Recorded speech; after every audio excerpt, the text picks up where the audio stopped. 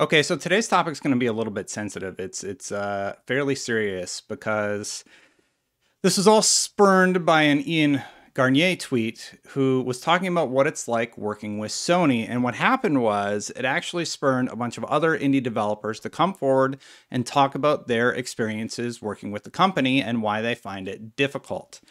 I'm going to get into it. Let's talk about what's going on here.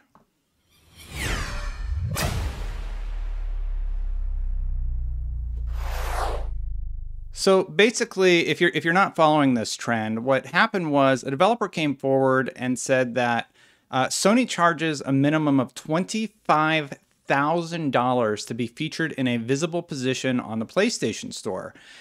And for indie developers, that's basically the only way that you're going to be able to be seen. Now, originally, this was just Ian Garnier talking about his impression of it, and you can maybe brush it off as, okay, this is like one guy had a bad experience with Sony, whatever.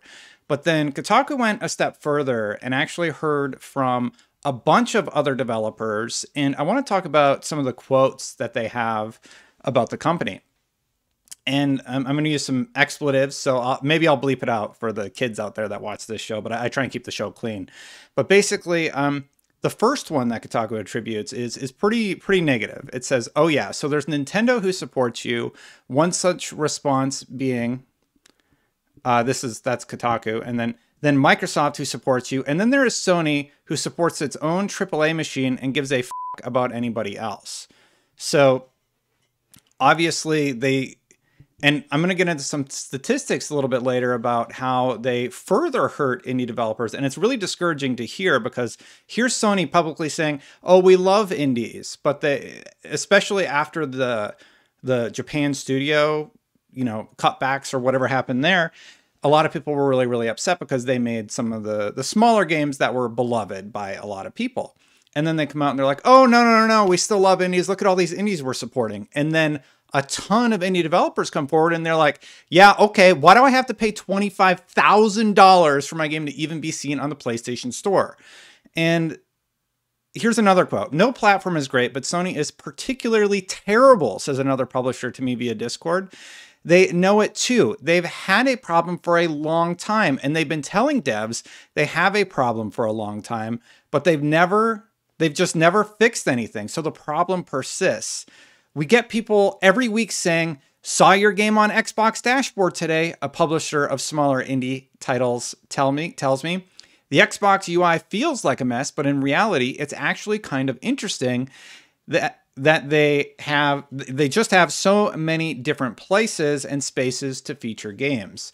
So what the problem is, if you're an indie developer and you launch on the PlayStation Store and you do not agree to pay this $25,000, your game is almost impossible to find. A few people did charts about their sales that they posted on Twitter.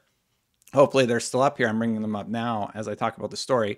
And basically their sales are very tilted in one direction towards being able to be fined. So totally hypothetical, definitely not real revenue breakdown. And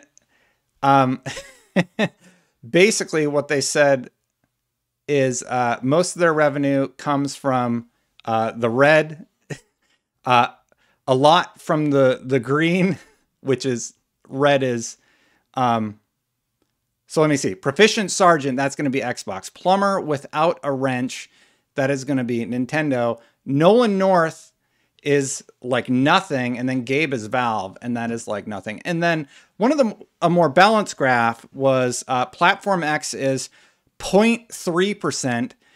They make fridges now as 0.6%. They sell cardboard games is 7.6%. And then the one where they hate the number 3, which is PC or Steam, accounts for 91.5% of their games. So it is situational, but even here you see Xbox is 0.6 versus 0.3, so they were findable on Xbox. I don't know what games this in particular is, but it is interesting to see the disparity between the two. And the problem is that basically Sony is saying, sure, you can launch on our platform. We're going to do absolutely nothing to make sure that you can be found unless you pay us $25,000, which is insane to me. Like, they're just not going to support their developers at all. And then you're wondering, well, everybody must be like that, right? Nope. There's very glowing things about both Nintendo, who has corrected a lot of their situations, and they highlight how well Microsoft has been communicating with them. And I don't know what Sony's problem is here. So anyway, meanwhile, on Switch, we're told, without paying for featuring, there are spots on the eShop you will appear without paying. New releases, great deals, all those kinds of lists. And they will put new releases and decent discounts into the Discover tab too. Another publisher who wished to remain anonymous told us some exact sales figures for one small indie release they named but asked to withhold. The game sold around 20,000 copies on Xbox, compared to just 7,000 on PlayStation. However, when their DLC came out, the Microsoft console saw 2,000 units ship. And on Sony, and I'm quoting here, on Sony, this is not a joke, until today, seven DLC downloads. 7. So to outright deny that this is a problem is just ridiculous. This is clearly a problem that Sony needs to address. The fact that the only way for indie developers to be found is by paying this paywall to have your game even be discovered of $25,000 is rather insane to me. I have to wonder. You look at Game Pass, and it gets all this criticism and everything, but you look at a game like Descenders, which saw a drastic increase in the amount of sales of their game. And I point to that one regularly because they have talked publicly about their sales figures. And you look at all these other small indie games launching on Xbox. You know, SkillUp just did this great video where he played all 40 of those indie games, and he talked about his 20 favorites that you should check out. And these people on PlayStation, they have no support system. They have to pay to be discovered, and it's just a poor business practice. It's just, how is that nurturing? A lot of people are like, oh, Sony nurtures the developers, then brings them into their wheelhouse. Is nurturing charging a $25,000 payroll? That doesn't sound like nurturing to me. That sounds like something else.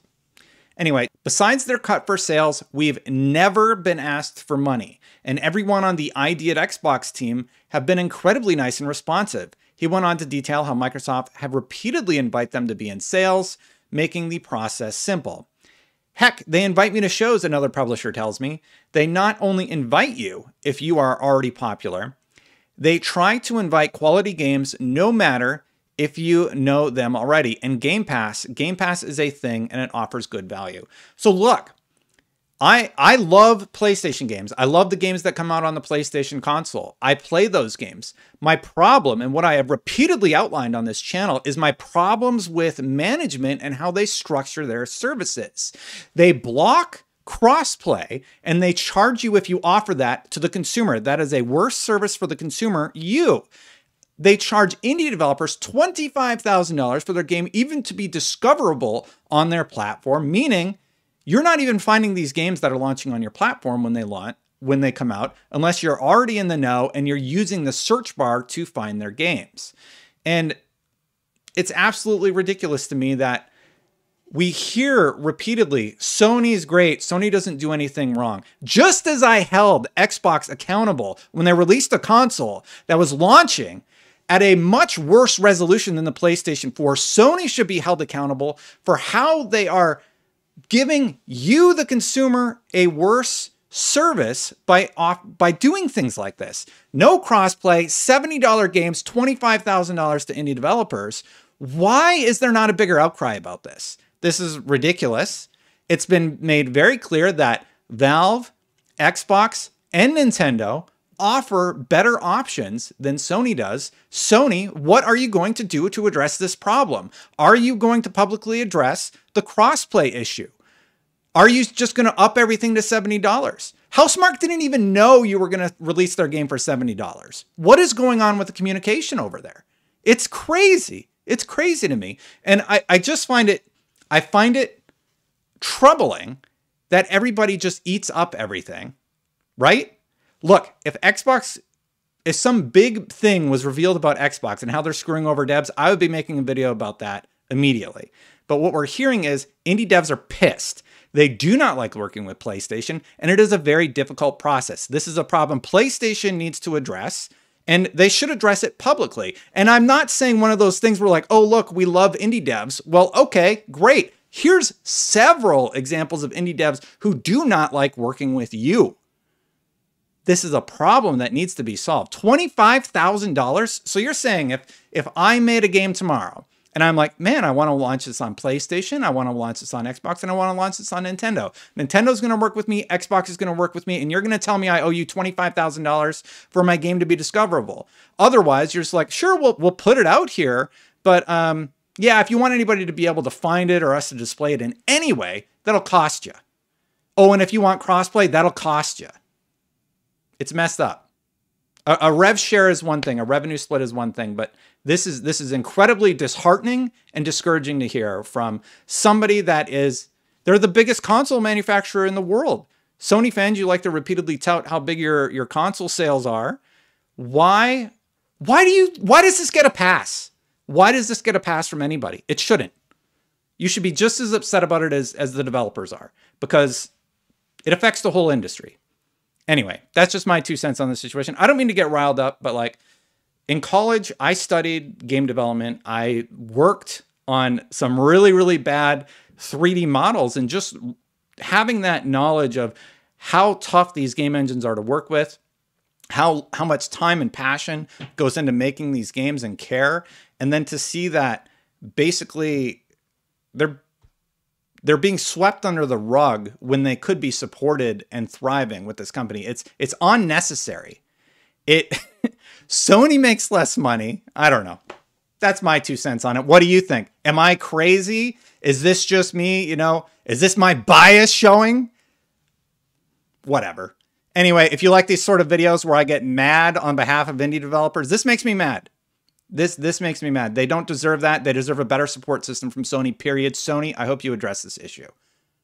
Anyway, if you like these sort of late night rambles, thank you so much for watching. If you want to see more, be sure you hit that subscribe button so you know when the next video goes live. Thank you so much for watching this far. Memberships are also turned on YouTube. Thank you to everybody who has become a member. Let me know what you think about this story, because it really, really upsets me. It really upsets me. $70 games, $25,000 for your indie game to even be shown on the front page, and then it goes up from there, and they charge for crossplay. What is going on? All right, I'll see you for the next one, everybody. Bye.